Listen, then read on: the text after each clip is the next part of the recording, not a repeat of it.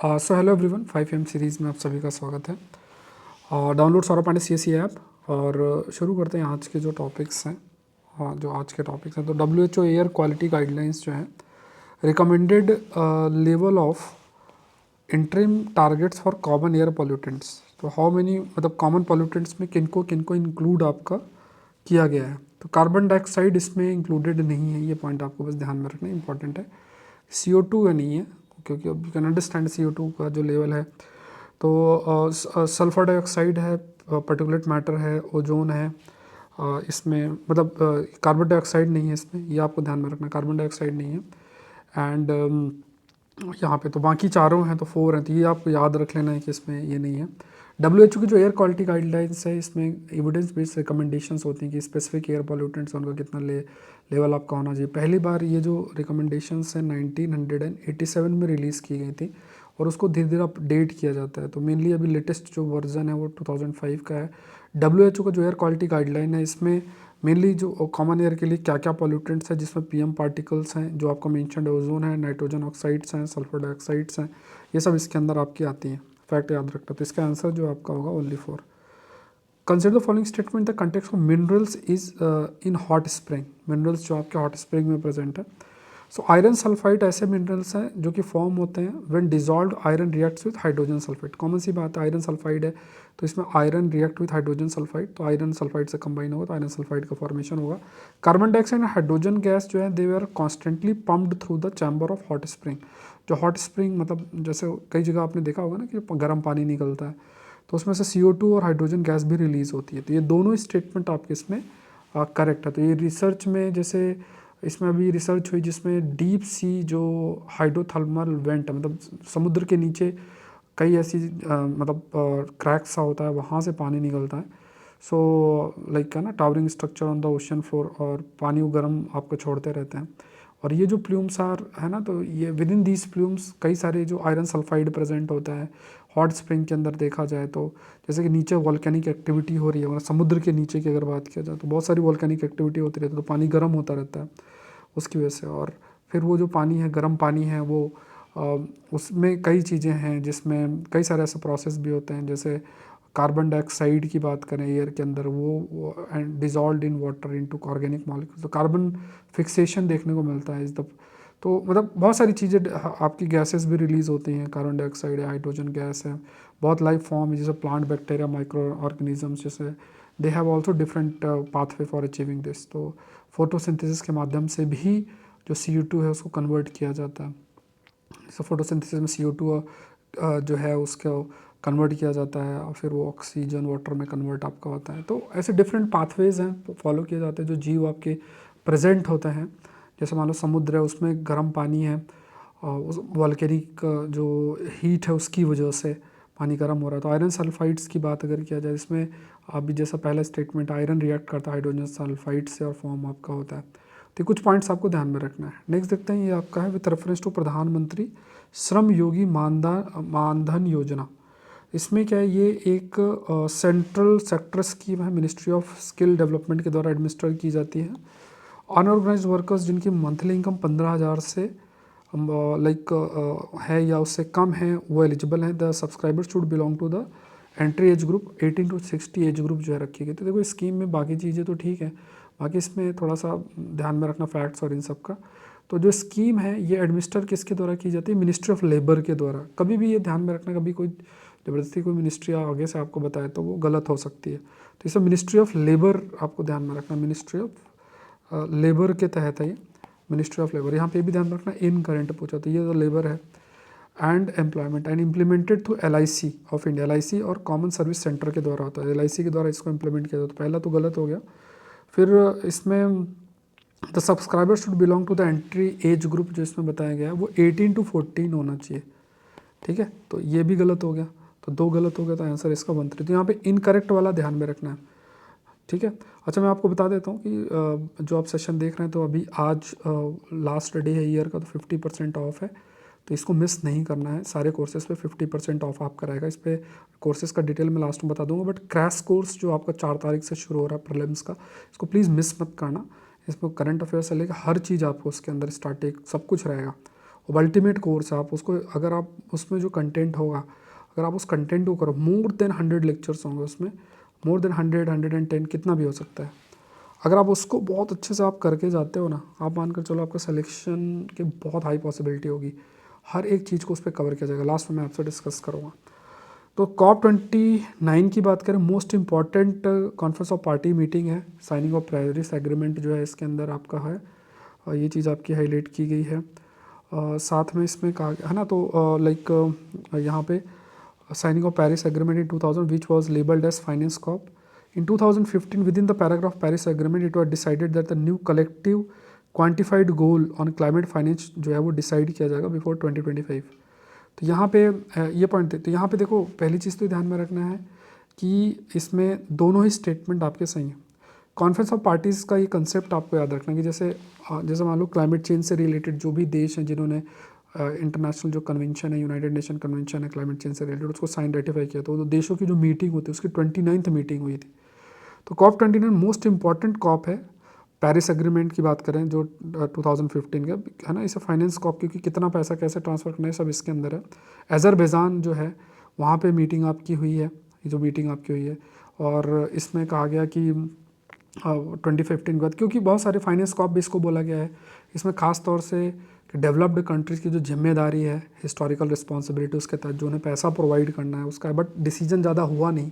इसमें मैंने पहले हिंदू सेशन में आपको डिस्कस किया है। 2015 में जो पैराग्राफ था पेरिस एग्रीमेंट में, उसमें कहा गया था कि न्यू कलेक्टिव क्वांटिफाइड जो गोल्स हैं ऑन क्लाइमेट फाइनेंस वो डिसाइड किए जाएंगे before 2024 as a successor to $100 billion target जो एग्री किया गया था 2009 में। तो मतलब ये नए कलेक्टिव गोल्स को डिफाइन करना, क्वांटिफाइड गोल, और इसमें ये भी था कि 2025 से पहले जो $100 बिलियन है उसका कैसे आगे प्रोसीड होगा वो सब डिसाइड किया जाएगा। बट इतना सारी चीज़ें आपकी हुई नहीं है इसमें। तो यहाँ पे कहा गया कि लाइक कुछ ऐसे जैसे बोलीविया, नाइजीरिया, पाकिस्तान, उन्होंने एग्रीमेंट को क्या मतलब क्रिटिसाइज़ भी किया कि बहुत ज़्यादा है आपका एम्बिशियस है। $300 बिलियन जो है वो हाईलाइट किया गया था, लेकिन जो डेवलपिंग देश हैं उन्होंने कहा ये बहुत ही कम है, मतलब डॉलर, क्योंकि जब भी आप ऐसा क्लाइमेट चेंज के जो इम्पैक्ट है उनको स्टडी करते हो और उसको जब हम करते हैं तो उसका जो अमाउंट हो $ट्रिलियन में आता है। और इसमें इन्होंने बहुत सारी चीज़ें इंक्लूड की कि इवन प्राइवेट सेक्टर को भी अगर वो स्पॉन्सर कर रहे हैं और वो क्लाइमेट चेंज और उनसे रिलेटेड किसी प्रोजेक्ट में, तो उस पैसे को भी अकाउंट करने को तैयार है। तो वो उस चीज़ को क्रिटिसाइज़ भी किया गया। तो यहाँ पे दोनों ये स्टेटमेंट आपके सही हैं। सो यहाँ पे लगभग $455 से $584 बिलियन पर ईयर की ज़रूरत होगी 2030 तक, तभी वो जो टारगेट्स हैं नेशनल डिटरमाइंड कंट्रीब्यूशन को उसको मीट किया जा सकता है।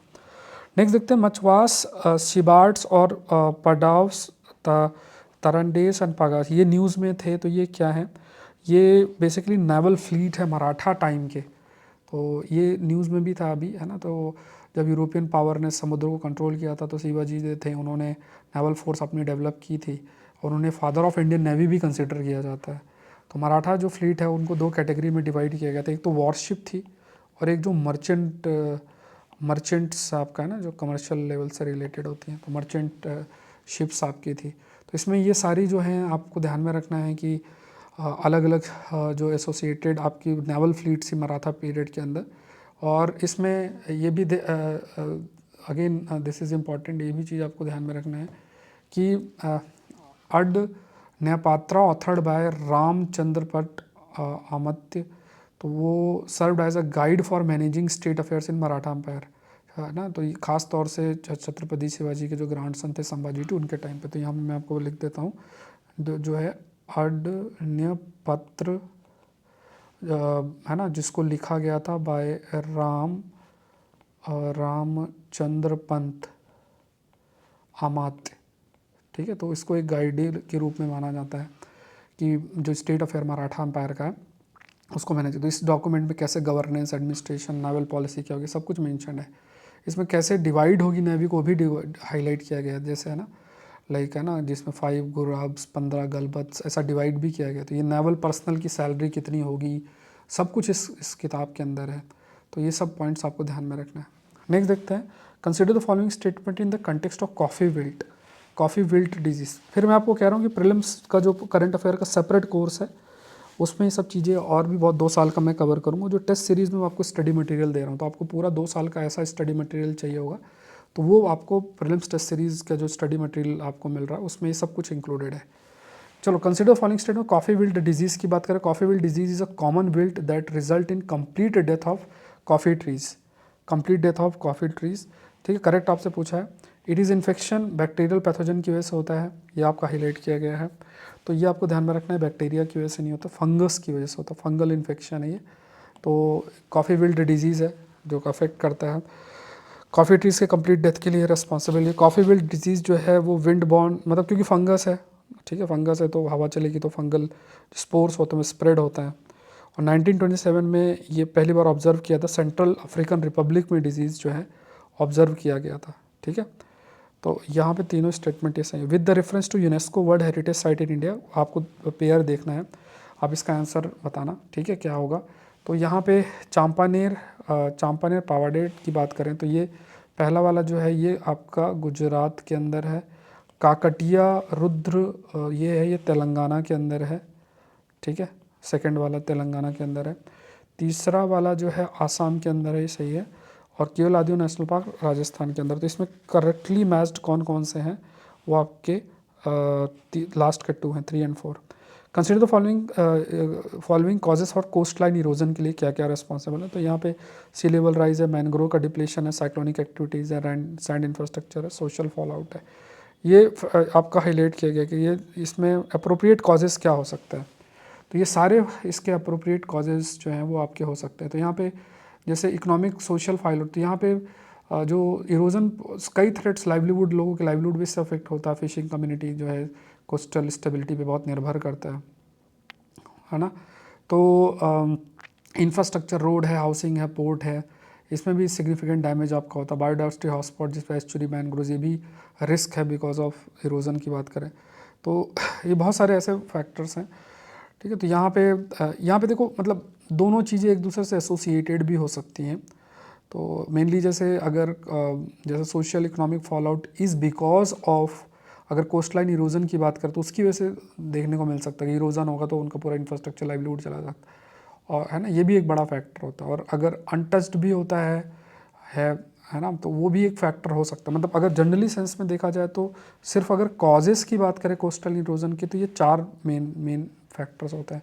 बट अगर कोस्ट लाइन इरोजन के वैसे इम्पैक्ट की बात करेंगे तो वो सोशल फॉल आउट भी हो सकता है, आर्थिक और सामाजिक फॉल आउट भी, जैसे लाइवलीहुड लोगों का जाएगा, इरोजन की वजह से चीज़ें डैमेज होगी, इंफ्रास्ट्रक्चर डैमेज होगा, तो सारी चीज़ें। ऑल दो आंसर इसमें ऑल 5 आपका होगा। फिर मैं बता देता हूँ, आज आप लोग के लिए एक इम्पॉर्टेंट एस्पेक्ट है, 50% ऑफ है। आज लास्ट डे है ईयर का, ठीक है, 31 है। तो ये सारे जितने भी कोर्सेस हैं इसमें मैं क्रैश कोर्स आपको बता देता हूँ, इसको प्लीज़ मिस मत करना, ठीक है। 50% ऑफ है करंट अफेयर्स, साइंस टेक, सब कोर्सेज पे। तो ये कोर्स मत मिस करना है, बहुत अल्टीमेट कोर्स है। इसमें देखो बहुत अच्छे नोट्स मैं आपको दूंगा, स्टैटिक और करंट अफेयर्स 2 साल का सारा कवर्ड है। अल्टीमेट, अगर आप इस चीज़ को पढ़ोगे ना तो आप खुद देख लेना, मतलब कि कंटेंट का लेवल किस टाइप से रहेगा इसका, अल्टीमेट रहेगा। इससे पूरा मैं एनसीईआरटी मैपिंग सब कुछ प्लस करंट अफेयर्स के बहुत अच्छे नोट्स आपको मिलेंगे। अलग से अगर आप करंट अफेयर्स करना चाहते हो तो वो भी कोर्स है। तो अगर आप ये ऑफर का यूज़ करोगे तो लगभग 1400 का प्राइस रहेगा। साइंस टेक का भी कोर्स है अलग से, ठीक है। इसके अलावा एसे का कोर्स है, बुक सीरीज़ का कोर्स है, सब में 50% ऑफ है। आज ईयर एंड का ऑफर है, तो लिंक डिस्क्रिप्शन बॉक्स में है, तो आप लोग देख लें। Download Saurabh Pandey CSE app, ये सारी चीज़ें हैं। तो मिलता है नेक्स्ट सेशन में, हिंदू सेशन आप लोग करते रहें। देखो कोई भी दिन है, आज लास्ट डेट है तो सब लोग पार्टी वार्टी कर रहे होंगे, फिर भी मैंने आपके लिए सेशन लिया है। तो अगर एक टीचर कर सकते हैं कमिटमेंट, आपको भी करना चाहिए, मेरा ये है। है थोड़ा सा अगर आप एक मेहनत करोगे तो that will help you, honesty के साथ मेहनत करोगे तो that will help you for sure. Session को लाइक करें, चैनल को सब्सक्राइब करें। Thank you.